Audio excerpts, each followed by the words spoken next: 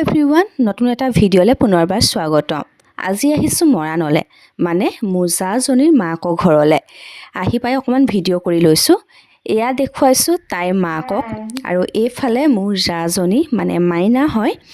আৰু এয়া হৈছে ধুনীয়াকৈ তাহাঁতি খানাটো বনাই থৈ দিছিলে আমি যোৱাৰ আগতে।